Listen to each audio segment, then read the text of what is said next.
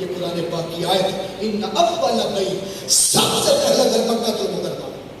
پھر آدم علیہ السلام تشریف لائے، عرض کیا مولا زمین بڑی گرم ہے، اسلام اور سائنس اس مقام پر جمع ہو گئے۔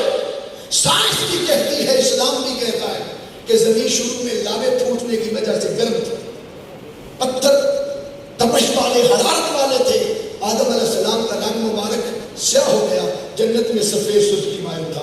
عرض کیا پروردگار، ان پتھروں پر زمین جلتی ہے، اگر جنت کے وہ پتھر جو نرم و گداز ہے اگر میرے سجدوں کے لیے وہ بھیجے۔ اللہ نے کعبۃ اللہ کے لیے سب سے پہلے پتھر جنت سے بھیجے، پھر کچھ پتھر اٹھا لیے گئے اور ایک پتھر جسے آپ حجر اسود کہتے ہیں وہ جنت کی نشانی کے طور پر زمین میں رکھ دیا۔ اور یہ بھی سن لیجیے کہ یہ حجر اسود پہلے حجر اسود نہیں تھا، اسود کہتے ہیں کالے کو، یہ شروع میں اس کا نام حجر ابیض تھا۔ حدیث پاک میں حجر ابیض تھا، ابیض کہتے ہیں سفید، تو یہ شروع میں چمکدار موتی کی طرح سفید، کلین اینڈ کلیئر تھا، بالکل شیشے کی طرح شفاف تھا۔ آقا صلی اللہ علیہ وسلم نے فرمایا یہ سفید پتھر امت کے گناہ چوس چوس کے خود کالا ہو گیا ہے، جب تم اسے بوسہ دیتے ہو یہ تمہارے گناہوں کو چوس لیتا، جذب کر لیتا ہے، اور یہ حجر اسود ہو گیا، یہ جنت کی نشانی ہے۔ اور پھر شیش علیہ السلام نے تعمیر کی۔ پھر جب طوفان نوح آیا، اس طوفان نوح میں کا ریت کا ریلا آیا، اس نے کعبۃ اللہ کو اپنے اندر لے لیا، کعبۃ اللہ اس کے اندر چھپ گیا، کئی سال تک کعبہ اس میں چھپا رہا۔ پھر اللہ نے ابراہیم علیہ السلام کو وحی فرمائی، وَإِذْ يَرْفَعُ إِبْرَاهِيمُ الْقَوَاعِدَ مِنَ الْبَيْتِ وَإِسْمَاعِيلُ۔ یاد کیجئے محبوب وہ وقت جب ابراہیم علیہ السلام نے اسماعیل علیہ السلام کے ساتھ مل کر کعبے کی دیواریں اٹھائی تھی۔ یہ نقطہ قابل توجہ ہے، کعبے کی بنیادیں بنائی نہیں تھی، بونے یا نہیں آیا، یرفع آیا، یرفع رفعت دینے کو کہتے ہیں، بلند کرنے کو۔ اس ہاؤس، اس ہال کی، یہ جو کوچ کا ہال ہے، جب بگننگ تھی اس کی پہلی اینٹ رکھی گئی تو یہ بنیاد بنی۔ اب اس بلڈنگ کے اوپر بنائیں گے تو بنیاد اٹھائی جائے گی، بنیاد رکھی نہیں جائے گی، اس کے لیے یرفع کا لفظ استعمال کیا قرآن پاک میں۔ وَإِذْ يَرْفَعُ إِبْرَاهِيمُ الْقَوَاعِدَ مِنَ الْبَيْتِ وَإِسْمَاعِيلُ۔ جبرائیل علیہ السلام نے آ کر اپنے نوری پروں سے نشاندہی کی، ریت ہٹائی، پھر وہ دیواریں پرانی کعبہ کی نمودار ہوئیں، ان کے اوپر کعبہ کی دیواریں پھر رکھی گئیں۔ کبھی ابراہیم علیہ السلام مزدور بنتے اور اسماعیل علیہ السلام مستری بنتے، کبھی اسماعیل علیہ السلام مزدور بنتے اور ابراہیم علیہ السلام مستری بنتے۔ پتہ چلا اللہ کے گھر کو مالدار صرف مال ہی نہ دے، خود پتھر اٹھا کے ساتھ اگر شامل ہو جائے تو نبیوں کی سنت ادا ہوتی ہے، اور بلکہ یہ سنت مصطفیٰ صلی اللہ علیہ وسلم بھی ہے۔ حضور علیہ السلام جب مکہ سے ہجرت کر کے مدینہ پاک تشریف لائے تو ہمارے نبی صلی اللہ علیہ وسلم نے سب سے پہلے جو آ کر مدینہ پاک میں کام کیا تھا وہ اپنا گھر نہیں بنایا تھا، وہ اللہ کا گھر بنایا تھا۔ آج میرا اور آپ کا بیٹا امریکہ سے آ جائے تو سب سے پہلے اپنا گھر بناتا ہے یا اللہ کا گھر بناتا ہے؟ ذرا بول دیجیے، اپنا گھر بناتا ہے، لیکن قربان جائے آقا نے اللہ کا گھر بنایا۔ حضرت امیر حمزہ رضی اللہ تعالیٰ عنہ، حضور کے چچا، حضور علیہ السلام نے جب مناظر ہتھیلیوں پر پتھر اٹھائے تو حضرت امیر حمزہ رو پڑے، چچا تھے، رو پڑے۔ اللہ کے نبی صلی اللہ علیہ وسلم، اگر آپ نے بھی پھول کی پکھڑیوں سے نازک ہاتھوں پر پتھر ہی اٹھانے تھے تو پھر یہ نوکر کس لیے پانا تھے، یہ پھر غلام کس لیے تھے؟ آقا ہمیں حکم دیتے، حضور نے فرمایا افلا اکون عبدا شکورا، کیا میں رب کا شکر گزار بندہ نہ بن جاؤں؟ کعبۃ اللہ کی دیواریں جب مکمل ہو گئی، عرض کیا مولا دیوار اونچی ہوتی جا رہی ہے، ہم نیچے رہ گئے، ہاتھ کیسے پہنچے گا؟ اللہ نے فرمایا قریب سے پتھر اٹھا کر قدموں کے نیچے رکھو، نبی کی نسبت سے پتھر موم ہو جائے گا۔ جو آپ بلند ہوں گے، دیوار بلند ہوگی، پتھر بھی پتھر بلند ہوا، کعبۃ اللہ مکمل ہوا، اور اسی پتھر پر کھڑے ہو کر ابراہیم علیہ السلام کو اللہ نے وحی فرمائی تھی کہ ابراہیم تم نے اللہ کا گھر بنایا، اب مزدوری مانگ لو کعبہ کے بدلے میں۔ میں جہاں لانا چاہتا تھا آپ کو لے آیا۔ ابراہیم علیہ السلام نے کیا پروردگار تیرا گھر بنایا ہے، گھر کا مالک تو ہے، مزدوری درہم اور دینار نہیں مانگوں گا، پراپرٹی اور جائیداد نہیں مانگوں گا، مزدوری جنت کا کوئی محل نہیں مانگوں گا، تیرا گھر بھی بے مثال ہے، مزدوری بھی بے مثال مانگوں گا، تیرے گھر جیسا کائنات میں کوئی اور گھر نہیں، مزدوری بھی وہ مانگوں گا جو کسی نے پہلے مانگی نہ ہو۔ اس پتھر پر کھڑے ہو کے یہ آیت تلاوت کی تھی جو میں نے بطور عنوان آپ کے سامنے پڑھی، ربنا وابعث فیہم رسولا منہم یتلو علیہم آیاتک ویعلمہم الکتاب والحکمۃ ویزکیہم۔ کعبے کے بدلے اگر مزدوری دینا چاہتا ہے تو میرے نسب میں مجھے کعبے کا کعبہ مصطفیٰ عطا فرما دے۔ ہر کوئی اپنے نسب پہ مان کرے اور میں قیامت کے دن اپنے محبوب کے نسب پہ مان کروں۔ نبوت کے باب میں ابراہیم علیہ السلام حضور کے دادا صلی اللہ علیہ وسلم جد امجد ہے۔ ابراہیم علیہ السلام کے دو بیٹے، اسحاق علیہ السلام کے واسطے سے 40,000 نبی اور اسماعیل علیہ السلام کے واسطے سے سرکار تک کوئی نبی نہیں بھیجا، تاکہ نبوت کے باب میں ابراہیم علیہ السلام حضور کے دادا رہے۔ جب یہ بات ہو گئی اب آئیے اس موضوع اور مقصد کی طرف جس پہ لانا چاہتا تھا، اس کی صرف 2-3 باتیں اس کر کے جانا چاہتا ہوں۔ 4 مقصد اس آیت کریمہ میں بیان ہوئے کہ یہ رسول کیوں بھیجے گئے، ان کی بعثت کیوں ہوئی، کیوں آمد ہوئی، کیوں تشریف آوری ہوئی، کیوں تشریف لائے، اور جس علاقے میں آئے اس علاقے میں بو لہبی اور بو جہلی سسٹم اور نظام اپنے عروج پر تھا۔ اور بو لہبی نظام کیا تھا؟ اخلاقی اقدار ظلمت کی گہرائیوں میں گر چکے تھے۔ یہ وہ دور تھا جب کفر و الحاد کی دنیا میں نبض نجابت کی دھڑکنیں دم توڑ رہی تھی، اخلاقی محاسن جمود و تعطل کی قبر میں دفن ہو چکے تھے، صفحائے ہستی کی فضائے بسیط پر چکا چوند بجلیاں گھوم رہی تھی، جہالت اور تعصب کی گھنگھور گھٹائیں کارگاہ زیست پر محیط تھی، غور و تدبر کی بساط پر اوہام کا تسلط تھا، مادہ پرستی کے بعد مزاج خرد و شعور میں کئی تغیر و تبدل ہو چکے تھے، حتیٰ کہ عقیدہ توحید کا کوئی تصور موجود نہ تھا۔ لوگ برہنہ ہو کر کعبے کے گرد طواف کرتے تھے۔ جہالت کا یہ دور ایسا دور تھا جب کسی کی ماں بیوہ ہو جاتی، اولاد اپنے ہاتھوں سے ماں کو منڈیوں میں لے جا کر فروخت کرتی۔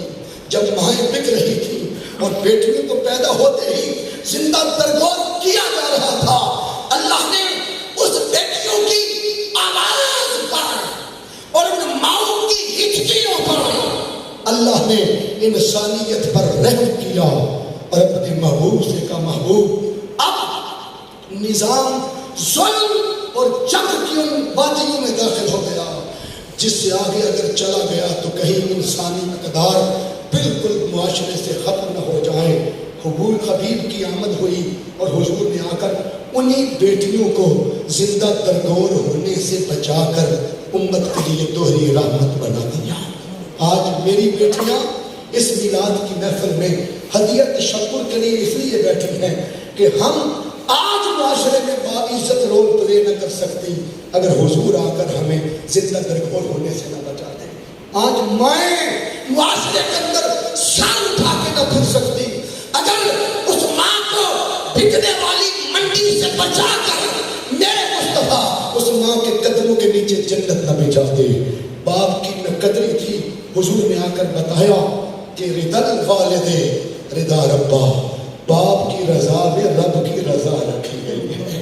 معاشرے میں یہ مقام آ کر ہمیں ہمارے سرکار صلی اللہ علیہ وسلم نے عطا فرمایا۔ فرمایا یہ رسول آئے تاکہ تمہارے اوپر قرآن کی آیتیں تلاوت کرے، تمہیں کتاب کا علم دے۔ کس کا بولیے؟ کتاب کا علم دے۔ آج بدقسمتی سے مجھے کہنے پر میں مجبور، آج ہم کتاب کو فقط کچہری میں, عدالت میں اٹھانے کے لیے رکھتے ہیں کہ اسے سر پر کون اٹھاتا ہے. قرآن تو سمجھنے کے لیے ہے. افلا یتفکرون افلا یتدبرون. میرا موبائل اور میرا ریموٹ کنٹرول 5 منٹ چادر میں لپٹ جائے, نظر نہ آئے, تو پھر میں دیکھتا ہوں گھر میں کسی کی خیر ہے کہ 5 منٹ موبائل نہیں نظر آ رہا. انسان کی بے چینی کی انتہا ہے. 5 دن میرے گھر میں قرآن نظر نہیں آتا. کتنے ہیں جو بے چین ہو جاتے ہیں, کتنے ہیں جو اپنی اولاد کے لیے پریشان ہو جاتے ہیں کہ میرا پتر فجر کے ٹائم سویا ہوا ہے اور قرآن کھول کے نہیں پڑھتا. کتنے ہیں جو بے چین ہو جاتے ہیں کہ آج میں نے قرآن کا ایک صفحہ بھی نہیں پڑھا, قرآن کا ایک ورق بھی نہیں پڑھا. اور قرآن صرف چھتریوں پر سجانے کے لیے نہیں دیا گیا تھا, قرآن صرف قسم اٹھانے کے لیے نہیں دیا گیا تھا. ہم اس کے مقصد سے بھول پیچھے ہٹ گئے. آج یہی بیٹیاں کسی کے گھر ڈیتھ ہو جائے, اللہ نہ کرے, تو یہ بیٹیاں معاشرے میں قرآن تقسیم کرتی بھی نظر آتی ہیں, سپارے اکٹھے کرتی بھی نظر آتی ہیں. قرآن تو زندوں کی زندگی میں انقلاب پیدا کرنے آیا تھا. کتنے ہیں جو زندگی میں بھی اکٹھے ہو کر قرآن کی تلاوت کرتے ہیں, کتنے ہیں جو زندگی میں بھی قرآن مجید فرقان حمید کی ورسز کا مطالعہ کرتے ہیں. ہم مبدا سے ہٹ گئے, ہم اصل سے ہٹ گئے. اور جو قوم اپنی اصل سے ہٹ جاتی ہے وہ 40 سال تک انتظار کرتی ہے, پھر حضرت موسیٰ علیہ السلام کی سنگت میں انقلاب پیدا ہوا. اس سے اگلی بات, والحکمت, یہ رسول تمہیں حکمت سے دین کی طرف بلانے آیا. آج ہم جبر کے ساتھ بلانا چاہتے ہیں, آج ہم فتوے کے ساتھ بلانا چاہتے ہیں, آج ہم معاشرے کے اندر فتویٰ بازی کی بچھاڑ کر کے بلانا چاہتے ہیں. اور بدقسمتی سے میں کہنے پر مجبور ہوں کہ آج بہت کم علماء رہ گئے کہ جو لوگوں کو واقعی دین سنا دے. بہت کم نعت خوان رہ گئے جو آقا صلی اللہ علیہ وسلم کی رضا کے لیے نعت پڑھے. بہت کم دین کے مبلغ رہ گئے جو دین کو بیچتے رہیں گے اور دین دے کر سرخرو رہتے ہیں. اور ضرورت اس امر کی ہے کہ دین کی طرف حکمت کی ترقی کے ساتھ اور حکمت عملی کے ساتھ جڑی بوٹیوں کو کاٹ کر حکمت کے ساتھ لوگوں کو دین کی طرف بلایا جائے. قرآن مجید میں اللہ نے فرمایا ادعو الی سبیل ربک بالحکمہ, اللہ کی طرف لوگوں کو حکمت سے بلایا کرو, حکمت سے بلایا. وہ حکمت کیا ہے سنیے. اللہ کے نبی صلی اللہ علیہ وسلم کے پاس ایک کافر آ گیا. اس کافر نے آ کر کہا کہ اللہ کے نبی سنا ہے آپ کے پاس دشمن بھی پناہ لیتے ہیں. حضور نے فرمایا تو نے درست سنا. اس نے کہا میں رات ٹھہرنا چاہتا ہوں. اللہ کے نبی نے فرمایا میرا حجرہ حاضر ہے. حضور نے مسجد نبوی کے حجرے میں ٹھہرایا. آج بدقسمتی سے میری مسجد دوسرے مسلک کے لیے نہیں کھلی, اس کی مسجد اس کے مسلک کے لیے نہیں کھلی. ہم آپس میں لڑ گئے, ہم آپس میں بکھر گئے. غیر کو پتہ چل گیا یہ بکھرے ہیں, انہیں اکیلا اکیلا کر کے مارو. کبھی عراق پہ حملہ, کبھی فلسطین پہ, کبھی کشمیر کے, اور ہم ہاتھ پہ ہاتھ رکھے منتظر فردا ہیں کوئی محمد بن قاسم بن گیا ہے اور بیٹی کی عزت بچانے کے لیے آیا. کون اٹھے گا جب ہم بکھرے ہوئے ہیں؟ 5 انگلیاں اگر الگ الگ رہے گی ہر کوئی توڑ سکتا ہے. یہ بن کے مکہ بن جائے تو غیر کی جرت نہیں ہے کہ اس کے سامنے ٹھہر.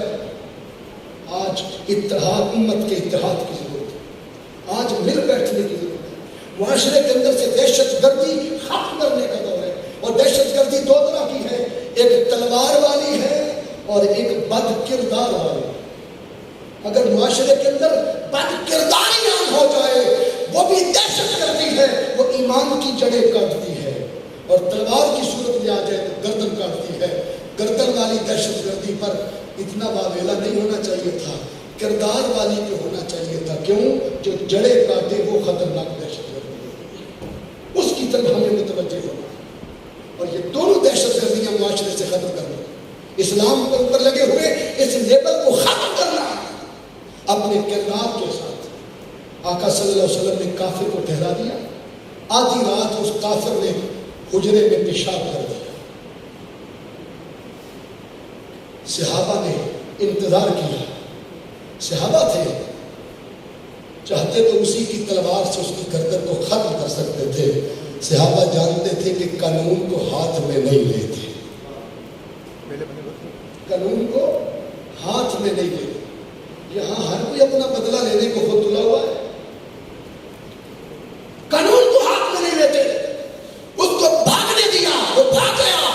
ایک صحابی نے بھی تعاقب نہیں کیا. حضور کے حجرے کے باہر جن کا پردہ اٹھنے کا انتظار ہے, سب کھڑے ہیں. آقا وہ پیشاب کر کے چلا گیا. اللہ کے نبی صلی اللہ علیہ وسلم باہر تشریف لائے. حضور نے فرمایا پریشان کیوں کھڑے ہو؟ عرض کیا میرے سرکار آپ کا انتظار تھا, منصف کائنات کا انتظار تھا. آپ تشریف لائے, ہمیں حکم دے اسی کی تلوار سے اس کی گردن کو کاٹ دیں. یا آقا آپ کا کیا حکم ہے؟ اللہ کے نبی نے فرمایا کافر تھا, کفر نہ کرتا تو کیا کرتا, گندا تھا, گندگی نہ پھیلاتا تو کیا کرتا, غلیظ تھا, غلاظت نہ بکھیرتا تو کیا کرتا, اس میں شکوہ کیسا, اس میں گلہ کیسا, اس میں اور تمہارے کردار میں یہ فرق ہونا چاہیے. اس نے گندگی بکھیر دی ہے, ہم مل کر اس کو صاف کر دیتے. ابو بکر صدیق رضی اللہ تعالیٰ نے کھجور کی ٹہنیاں اتار کے لے آئے, پتے بنا کر, اور پانی کا لوٹا لے کے آ گئے. جب خود صاف کرنے لگے اللہ کے نبی نے فرمایا ٹھہرو, مہمان تمہارا نہیں, مہمان میرا ہے, میں اپنے ہاتھوں سے کروں. جب امت میں یہ کردار آ جائے, اپنا روم, اپنا کمرہ, اپنا بیڈ روم, اپنا ٹوائلٹ, اپنا واش روم, اپنے دانت, اپنا گھر, اپنا لباس, اپنا سب کچھ, جس دن ہمیں خود کلین اینڈ کلیئر کرنا آ گیا, سمجھے اس دن ہمیں اندر کی صفائی بھی نصیب ہو جائے گی. اور میرا آخری حصہ بھی اندر کی صفائی سے متعلق ہے, اس پر میں بات ختم کروں گا. حضور علیہ السلام اپنے ہاتھوں سے کھجور کی ٹہنیاں لے کر صاف کر رہے ہیں. صدیق اکبر رضی اللہ تعالیٰ نے پانی ڈالا.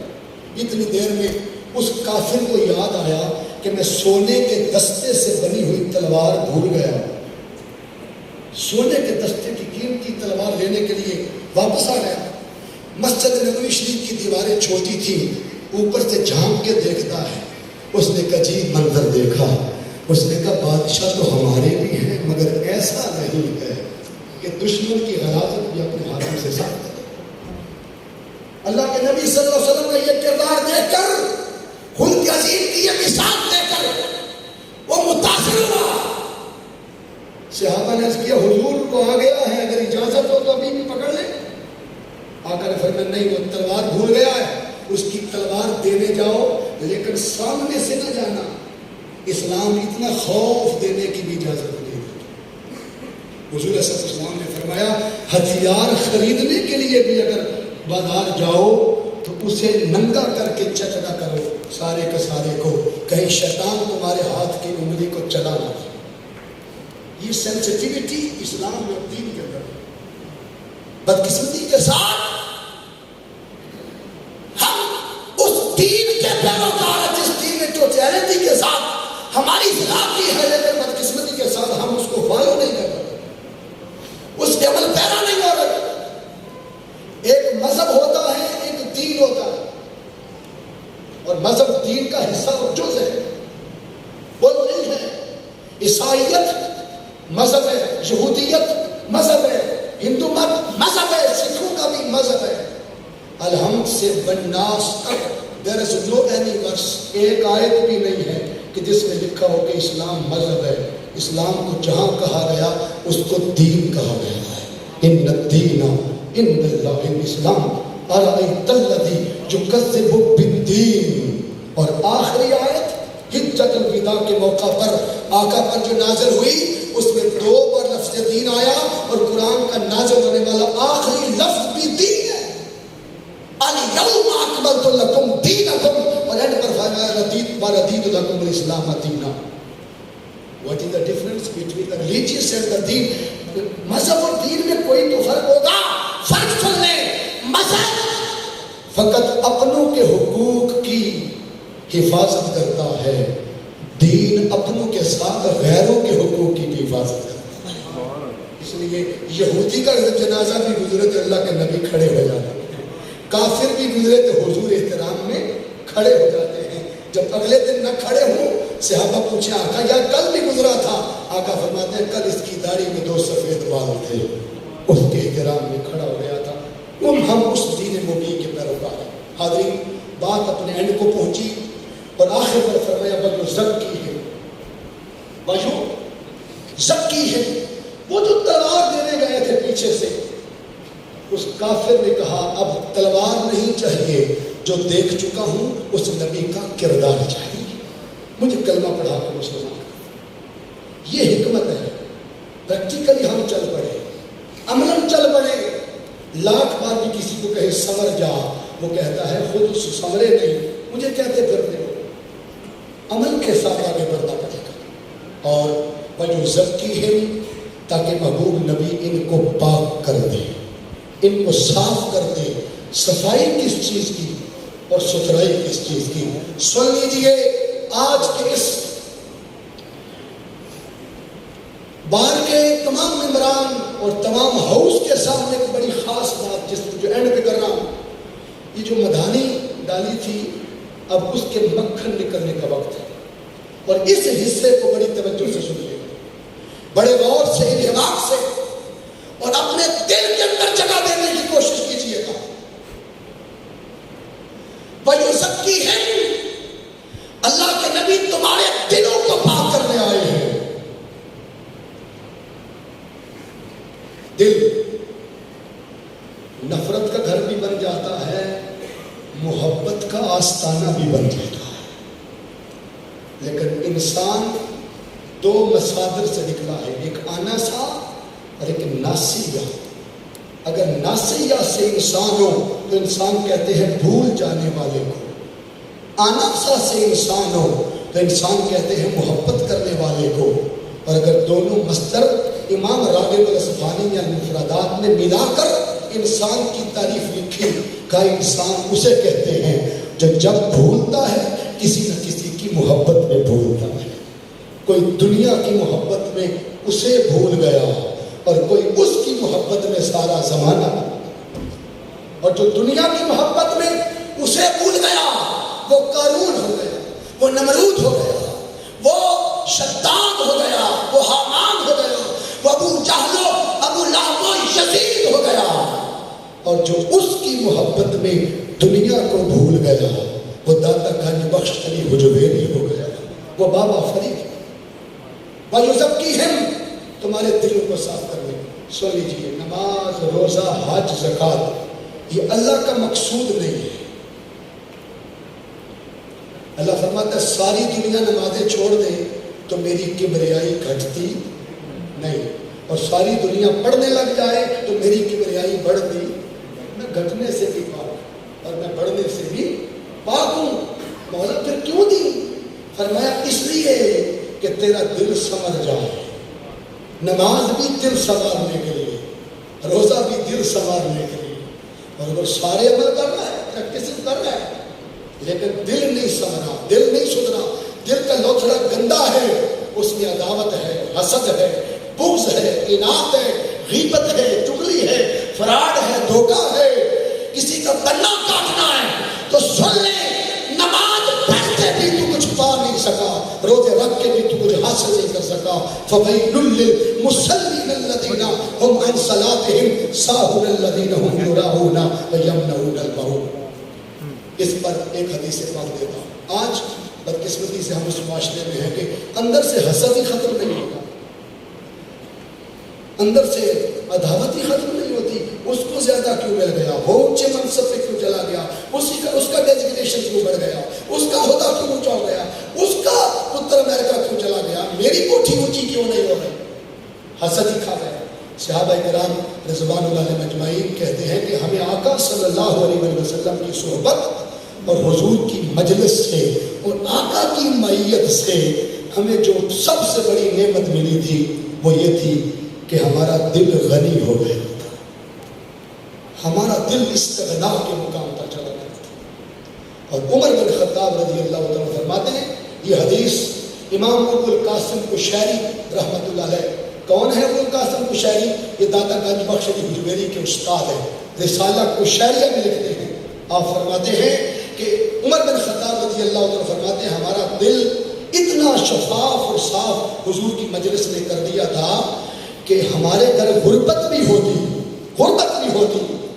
تو کوئی محلے میں بکری ذبح کرتا، اس کی ٹانگ یا اس کی سری اگر وہ ہمارے گھر گفٹ کرتا تو ہم اگلے گھر بھیج دیتے، اگلے گھر بھوک بھی ہوتی تو وہ اگلے گھر بھیج دیتے، اگلے گھر بھی بھوک ہوتی پھر وہ اگلے گھر بھیج دیتے۔ ہمارا دل سخی ہو چکا تھا۔ عمر بن خطاب فرماتے ہیں رضی اللہ تعالیٰ عنہ، کبھی کبھی ایسا دن آتا کہ پورا مدینہ پھر کر وہ سیڑھی پھر پہلے گھر میں آ جاتی۔ قوم کا جب دل ایسا ہو جائے گا تو سڑکوں پر کوئی بھوکا نظر نہیں آئے گا، کوئی پیاسا نظر نہیں آئے گا۔ یتیم اور غریب کی پرورش کرنے والے معاشرے میں پیدا ہو جائیں گے، لیکن بدقسمتی سے مجھے تو اپنی ہے، ہم نے فریج بھر لیتے ہیں عید قربان پر اور دوسروں کا خیال و فکر نہیں کرتے۔ ہمارے حوال ایسے ہو گئے۔ اللہ قرآن پاک کی چوتھے سپارے کی پہلی آیت میں فرماتا ہے تم نیکی کو کہیں اور ڈھونڈتے پھرتے ہو، لن تنالوا البر حتی تنفقوا مما تحبون، تم ہرگز نیکی کو پہنچ ہی نہیں سکتے جب تک وہ چیز اللہ کے راستے میں نہ دو جو تمہیں خود زیادہ محبوب ہے، جو تم خود تمہیں زیادہ پیاری لگتی ہے۔ وَيُزَكِّيهِمْ، انس بن مالک رضی اللہ تعالیٰ عنہ سے حدیث روایت ہے، صحیح ستہ کی معتبر حدیث۔ حضرت انس بن مالک رضی اللہ تعالیٰ عنہ فرماتے ہیں میں نے بچپن کے 10 سال آمنہ کے لال کے گھر گزارے صلی اللہ علیہ وسلم۔ کتنے؟ 10 سال بچپن کے، اور بچپن میں حضور کے گھر کے کام کرتا تھا۔ نوکری کیا تھی؟ مصلے بچھاتا تھا، وضو کے لوٹے بھرتا تھا، حضور کے نالین مبارک سے گرد جھاڑتا تھا، گھر میں جھاڑو دیتا تھا۔ کام کاج میں کبھی کمی بیشی بھی رہ جاتی تھی، لیکن 10 سالوں میں ایک جھڑک بھی مجھے حضور میں نہیں دی۔ یہ کردار ہے۔ آج مالک سارا غصہ اپنے نوکر پہ نکالتا ہے، بیوی کا غصہ بھی نوکر پہ، بچوں کا غصہ بھی نوکر پہ، اپنی تاخیر کا غصہ بھی نوکر پہ۔ جس دن یہ تعلق ہمیں نصیب ہو گیا اس دن معاشرے کے اندر ہم باعزت باوقار شخصیت کے طور پر گنے جائیں گے۔ اس دن ہماری پرسنالٹی، آئیڈینٹی اور ڈگنیٹی کا معیار معاشرے کے اندر نمونہ مثالی ہوگا۔ انس بن مالک رضی اللہ تعالیٰ فرماتے ہیں ایک دن اللہ کے نبی صلی اللہ علیہ وسلم کی مجلس لگی ہوئی تھی، دروازہ بند تھا، اچانک خطبہ چھوڑ کر حضور نے فرمایا ابھی دروازہ کھلے گا اور ایک ایسا شخص داخل ہوگا جس کو اللہ نے اہل جنت میں شمار کر لیا۔ آخری حدیث ہے اور بات کرو، ایک ایسا شخص ہوگا آئے گا، دروازہ بند ہے ابھی کھلے گا۔ صحابہ کہتے ہیں اسی لمحے دروازہ کھلا، اسی لمحے دروازہ کھلا اور ایک سادہ سا بندہ اندر آیا جس کے کپڑے زیادہ قیمتی نہیں تھے، سر پہ پگڑی تھی اور جوتا اس نے ہاتھ میں پکڑا ہوا تھا اور سائڈ میں رکھ رہا تھا۔ ہم اس کا چہرہ ہی دیکھتے گئے۔ اس دن مجلس برخاست ہو گئی۔ انس بن مالک رضی اللہ تعالیٰ فرماتے ہیں اگلے دن پھر سیم ٹائم پہ مجلس سجی، حضور خطبہ دے رہے ہیں، اچانک حضور نے فرمایا ابھی دروازہ کھلے گا اور ایک ایسا شخص انٹر ہوگا جس کو میں جنت کی بشارت دیتا ہوں۔ صحابہ کہتے ہیں ہم نے دیکھا اسی لمحے دروازہ کھلا، وہی کل والا شخص آج پھر داخل ہوگا، سادہ سا۔ تیسرے دن پھر مجلس سجی، اللہ کے نبی صلی اللہ علیہ وسلم نے فرمایا ابھی دروازہ کھلے گا، ایک ایسا شخص داخل ہوگا جس کو اللہ نے اہل جنت میں شمار کر دیا۔ صحابہ کہتے ہیں اسی لمحے دروازہ کھلا، تیسرے دن انٹر ہونے والا بھی وہی شخص تھا۔ ہم پریشان ہو گئے کہ اس کے اندر ایسی کیا خوبی ہے کہ اللہ کے نبی جس کے جنتی ہونے کی دھوم مچا رہے ہیں، اناؤنسمنٹ اللہ کے نبی نے کی، اسی مسجد کے امام نے نہیں، نبیوں کے امام نے کی۔ یہ وہ رسول ہے۔ اگر ہم کسی کے ساتھ مزاح میں کوئی بات کریں تو آپ کہتے ہیں بھائی مذاق نہ کرو، کوئی سیریس بات کرو۔ ہماری کوٹ ہمیں مذاق کی بات کوٹ میں کرنے نہیں دیتی، کیونکہ مذاق یہاں نہیں چلتا۔ میری اور آپ کی مذاق کی بات کسی کوٹیبلٹی میں نہیں، کسی شمار میں نہیں، مگر اللہ کی عزت کی قسم اللہ کے لیے وہ محبوب ہیں کہ حضور مذاق میں بھی کوئی جملہ فرما دیں تو وہ بھی دین بن جاتا ہے، وہ بھی شریعت اور نظام بن جاتا ہے۔ حضرت عبد الرحمن بلیوں سے کھیلے، حضور فرماتے ہیں ابو ہریرہ بلیوں کا باپ، بخاری شریف سے لے کر ابن ماجہ تک، ابن ماجہ سے لے کر مسند احمد بن حنبل تک 5,500 حدیثوں میں ان کا نام ان عبد الرحمن نہیں آیا، ان ابی ہریرہ بلیوں کا باپ، ان ابی ہریرہ آیا۔ کیوں؟ زبان مصطفیٰ سے یہی منصب عطا کر دیا، اسے دین کا حصہ، حدیث کی کتابوں کا جز بنا دیا جاتا ہے۔ انس بن مالک کہتے ہیں تیسرے دن کی مجلس برخاست ہو گئی، ہمیں وصف پتہ نہ چلا، خوبی پتہ نہ چلی کہ کس بنیاد پر اللہ کے نبی نے 3 دن اس کے جنتی ہونے کا اعلان کیا صلی اللہ علیہ وسلم۔ انس بن مالک کی روایت یہاں ختم ہو گئی، عبداللہ بن عمر کی شروع ہو گئی۔ وہ کہتے ہیں میں اس شخص کے پیچھے پیچھے چل پڑا، حدیث ایک ہی، فرماتے ہیں میں اس شخص کے پیچھے پیچھے چل پڑا، اس کا گھر آیا، میں نے بازو پکڑ لیا، میں نے کہا آج میں تیرا مہمان ہوں۔ اس نے کہا ویلکم، راستے کیا، اس نے معمول کے مطابق عشاء کی نماز پڑھی، ساری رات سویا رہا۔ میں نے ساری رات اسے نوافل کی کثرت کرتے نہیں دیکھا۔ میں تہجد کے لیے اٹھ گیا، وہ نہیں اٹھا، وہ صرف فجر پڑھنے کے لیے اٹھا، صرف فرائض ادا کرتا۔ میں تو کنسلٹ کرنے گیا تھا شاید اس کی زندگی میں کوئی ایسا منفرد کام ہو جس کی وجہ سے حضور نے اسے جنتی ڈکلیئر کیا ہو۔ 1000 نفل پڑھتے میں نے نہیں دیکھا، متہجد میں نے نہیں دیکھا، آہ سحر گاہی کرتے میں نے نہیں دیکھا، آہ شب زندہ دار میں نے نہیں دیکھا، صیام قیام رکوع سجود کی کثرت میں نے نہیں دیکھی۔ دوسرے دن پھر میں نے کہا میں مہمان ہوں، دوسرے دن پھر کوئی فرائض ادا کیا اس نے، تیسرے دن پھر عرض کیا مہمان ہوں، تیسرے دن پھر اس نے عشاء پڑھی، پھر فجر پڑھی۔ ایکسٹرا کام مجھے ایسا نظر نہیں آیا جس کی وجہ سے حضور نے اناؤنس کر دیا ہو اس کی جنت کو۔ کہتے ہیں میں نے پھر اس سے پوچھ لیا بھئی تیرے اندر ایسا کیا وصف ہے کہ حضور نے 3 دن تجھے جنتی کہا؟ اس نے کہا جو دیکھ کے جا رہے ہو یہی سب کچھ ہے، اس کے علاوہ میرے پاس کوئی ایسی چیز نہیں۔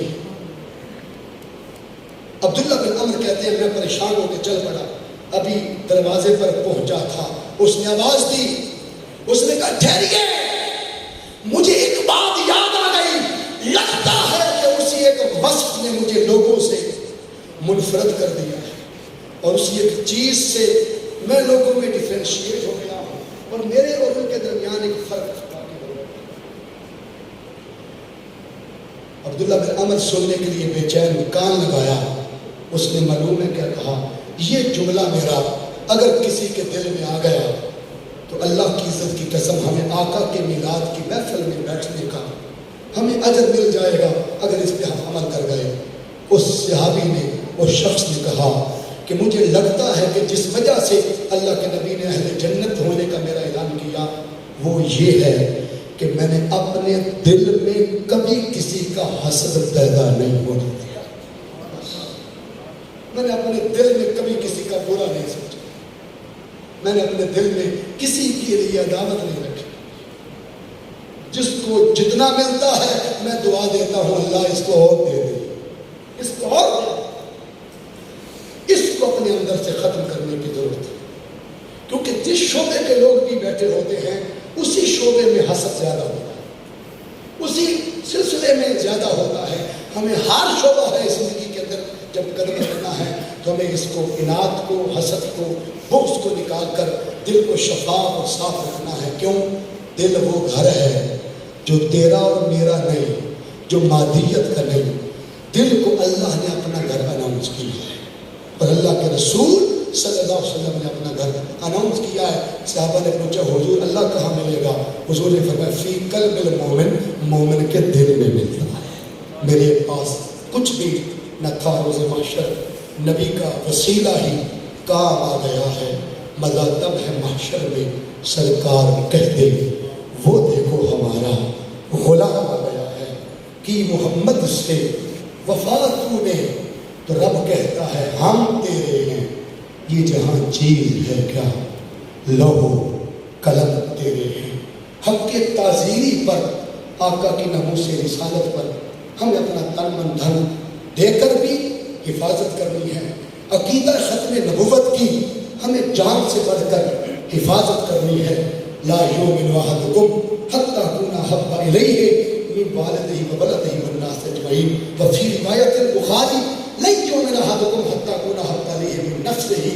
جب تک اپنے ماں باپ، اولاد اور اپنی جان اور جمیع انسانوں سے کی گئی محبت، حضور فرماتے ہیں میری محبت پر قربان نہ کر دو تم مومن ہو نہیں سکتے. ایمان کی تقویت، ایمان کی استقامت اور ایمان کی مضبوطی کی ایک ہی دلیل ہے کہ کائنات سے بڑھ کر اللہ اور اس کے رسول سے محبت کی جائے، عشق کیا جائے اور ان سے وفا کی جائے. حاضرین، آڈینس، اس کوٹ میں، اس بار میں، ناروال میں آپ نے جتنی میری مختصر وقت میں گفتگو سنی، اس میں میرا کوئی کمال نہیں. وہ شاگرد بڑا نکما ہے جو کریڈٹ خود لے جائے.